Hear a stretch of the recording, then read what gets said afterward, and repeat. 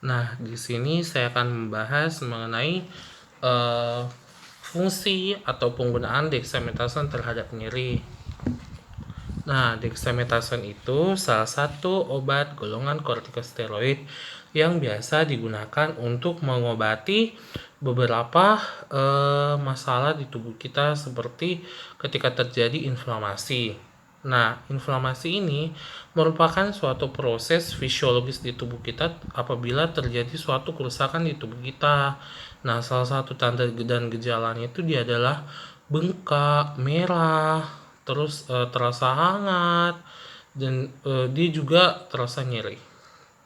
Sedangkan obat dexamethasone itu merupakan yang tadi saya bilang merupakan salah satu obat golongan kortikosteroid. Nah, obat ini dia itu banyak macamnya, tapi di sini saya akan membahas hanya tentang dexamethasone itu sendiri. Nah, kita bahas dulu sih apa itu nyeri. Nyeri ini adalah pengalaman sensorik dan emosional yang tidak menyenangkan. Di sini kita lihat akibat tidak menyenangkan akibat kerusakan jaringan. Nah, kerusakan jaringan yang mana ini? Kerusakan jaringan yang dimaksud adalah ketika terjadi luka di tubuh kita. Entah itu dia secara sengaja ataupun tidak sengaja. Nah, nyeri ini dia komponen inflamasi. Komponen artinya dia merupakan satu konten nih dan inflamasi yang seperti yang tadi saya bilang. Inflamasi itu salah satu contohnya atau salah satu tanda gejalanya itu dia ada nyeri. Ya, dia siapa sih yang jelaskan? Itu dia ada Celsus. Nah, apa sih sitokin pro, di sini ada kalimat sitokin proinflamasi yang menyebabkan nyeri dengan berbagai mekanisme. Nah, di sini kita akan menjelaskan di slide selanjutnya. Nah, apa sih hubungan inflamasi dan nyeri itu sendiri? Ketika terjadi trauma atau kerusakan jaringan, itu akan masuknya patogen-patogen dari luar atau benda-benda asing. Kan kalau kita luka itu, entah itu kita kena benda tajam atau apa, di situ kan banyak kuman nih. Nah, sementara kalau kulit kita rusak, kulit atau bagian tubuh kita rusak, itu otomatis kuman yang menempel di permukaan benda tempat kita luka itu dia akan masuk dalam bentuk patogen, akan merangsang apa namanya, dia akan merangsang beberapa proses seperti inflamasi, seperti apa nih, blood clotting, akan terjadi juga nekrosis jaringan. Itu proses dari kerusakan jaringan itu sendiri. Tadi kan ada nih sitokin proinflamasi itu kayak apa? Sitokin proinflamasi itu ini nih, leukotriene, prostaglandin, histamin, bradikinin. Ini semua apa namanya, sitokin-sitokin atau pendukung-pendukung terjadinya inflamasi itu sendiri. Nah, ketika terjadi kerusakan jaringan, tubuh ini semua dia akan memberikan tubuh ke signal, akan berikan tubuh dalam bentuk signal pergi ke saraf kita, ke nosiseptor nih namanya sarafnya. Nosiseptor, rangsangannya itu dalam bentuk apa? Dalam bentuk nyeri. Nanti ketika terjadi kerusakan jaringan itu, tubuh akan merespon atau memberikan signal dalam bentuk nyeri. Seperti kayak gini. Di bagian ini tuh ada kerusakan jaringan. Jadi akan terasa sakit. Nah, itu dia. Sekarang kita bahas tentang dexamethasone. Dexamethasone dia merupakan golongan atau merupakan obat kortikosteroid dari golongan glukokortikoid. Nah, kortikosteroid itu ada dua, ada yang mineral kortikoid, ada yang glukokortikoid. Dia mempunyai efek antiinflamasi yang adekuat atau cukup sangat kuat malah. Kortikosteroid merupakan antiinflamasi yang bekerja dengan mekanisme menghambat enzim fosfolipase A2 sehingga akan mencegah pelepasan asam arakidonat yang memproduksi enzim sikloksigenase atau CHOX. Enzim CHOX inilah yang bertanggung jawab atas pembentukan prostaglandin yang merupakan mediator inflamasi dan nyeri. Seperti yang tadi saya sebelumnya telah jelaskan. Ini merupakan struktur kimia dari obat dexamethasone sendiri. Kita berfokus ke sini untuk struktur kimianya. Nah, farmakodinamik atau lebih identik dengan bagaimana sih obat dexamethasone ini bekerja. Penekanan produksi prostaglandin oleh dexamethasone akan menghasilkan efek analgesia. Analgesia itu dia berupa nyeri. Analgesia itu berupa nyeri yang hilang atau hilangnya rasa sakit melalui penghambatan sintesis enzim siklooksidinase di jaringan perifer tubuh. Dexamethasone juga menekan mediator inflamasi seperti tumor nekrosis faktor alfa, TNF-A, ada interleukin 1 beta, dan juga interleukin 6. Nah, ini tuh mirip-mirip dengan yang saya jelaskan tadi. Rangsangannya itu ketika tubuh kita luka, maka akan muncul suatu rangsangan nih, akan menstimulus suatu rangsangan. Nah, ketika terjadi luka, maka akan terjadi kerusakan membran sel. Nah, tadi kan ada nih, dia bekerja untuk menghambat fosfolipase A2. Nah, ini tuh kayak ibaratnya ini tuh adalah pohonnya nih, semua ini pohon.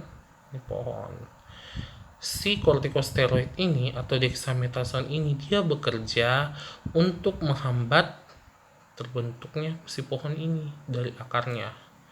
Ketika di pintu atau di ujungnya dihambat, maka otomatis semua yang ada di bawah juga ikut terhambat nih. Nah, sementara apabila ini tidak dihambat, maka akan merangsang ini semua yang di bawahnya berupa akan membentuk siklus asam arachidonat, akan membentuk yang akan nanti terbagi dua menjadi lipooksidinase, siklooksidinase yang akan merangsang leukotrin, prostaglandin, tromboksan, dan prostasiklin nih, yang ujung-ujungnya nanti akan membentuk terjadi inflamasi. Nah, inflamasi. Nah, dari inflamasi itu sendiri, tubuh nanti akan merangsang atau memberikan sinyal dari asal stimulusnya dalam bentuk nyeri. Nah, farmakokinetik atau bagaimana obat itu dia didistribusikan di tubuh kita. Di sini banyak obat-obat golongan kortikosteroid yang biasa kita temukan. Yang paling sering itu selain dexamethasone ada methylprednisolone, prednison. Nah, dexamethasone itu dia termasuk golongan kortikosteroid yang poten atau kuat banget kerjanya. Makanya di salah satu literatur atau sumber dia berada di angka 25. Dan dia juga kerjanya itu cukup lama, bersifat long acting. Kortikosteroid ini dia dimetabolisme oleh enzim oksidasi mikrosomal di hepar. Metabolismenya dikonjugasi menjadi glucuronic acid atau sulfat dan diekskresikan di ginjal. Paruh waktu dari kortikosteroid dapat meningkat pada pasien dengan gangguan di hepar. Dengan pemberian intramuskular, dexamethasone dapat bertahan di tubuh selama dari 8 jam. Indikasi atau kapan sih atau untuk apa obat ini digunakan? Ada beberapa yang saya dapatkan dari literatur, seperti untuk replacement terapi pada Addison disease, penggunaan sebagai antiinflamasi dan imunosupresif, dapat juga pula digunakan sebagai diagnosa untuk Cushing syndrome. Yang keempat, indikasi lainnya adalah beberapa penyakit seperti sarkoidosis, gangguan dermatologis atau gangguan kulit yang lain, ada idiopatik nefrosis pada anak, gangguan neuromuskular seperti Bell's palsy, penyakit shock adrenokortikal, hiperplasia. Dia juga berfungsi untuk menstimulasi produksi surfaktan dan pematangan paru pada fetus yang preterm, dan gangguan neoplastis seperti leukemia pada anak-anak dan dewasa. Apa sih efek samping yang bisa terjadi kalau obat ini tuh sering digunakan atau digunakan dalam jangka yang panjang, tapi kita tuh tiba-tiba stop untuk menggunakannya, sementara penggunaan obat ini tuh harus sesuai dengan yang diresepkan oleh dokter. Ya, ini ada efek sampingnya. Penghentian obat yang secara terus-menerus dan berhenti tiba-tiba, maka akan dapat menyebabkan insufisiensi adrenal akut. Yang kedua, gangguan elektrolit dan cairan, hiperglikemi, penggunaan yang lama bisa menyebabkan katarak subkapsular posterior dan glaukoma pada penggunaan untuk eye drops. Efek antiinflamasinya dapat memperlambat proses penyembuhan luka. Perdarahan pada penderita lupus peptikus dapat menyebabkan abnormalitas pada janin serta dapat menyebabkan osteonekrosis. Ini sediaan-sediaan yang berdasarkan literatur yang saya dapatkan mengenai obat dexamethasone. Ingat, sediaan itu beda dengan dosis. Sediaan itu dia bentuk dibuatnya berdasarkan angka-angka yang telah ditentukan oleh suatu perusahaan farmasi. Sedangkan dosis itu merupakan suatu angka yang dibuat berdasarkan hitungan yang ditentukan oleh tenaga kesehatan atau dokter yang dapat digunakan untuk tubuh kita.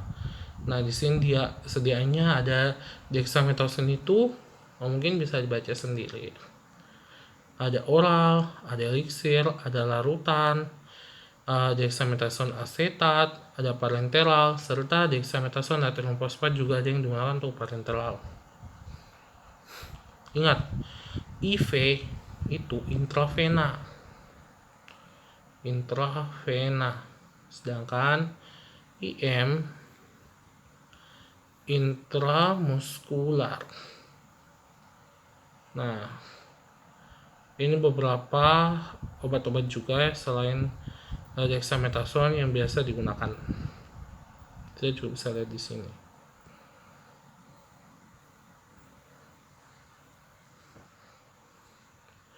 Ini tuh sediaannya terbentuk-bentuk yang biasa ada beredar di tempat-tempat atau klinik-klinik kesehatan.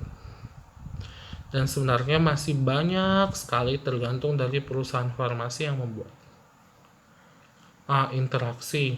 Nah, interaksi di sini dia lebih ke arah ketika obat ini digunakan dengan obat yang lain, apakah bisa menimbulkan efek? Di sini kita lihat.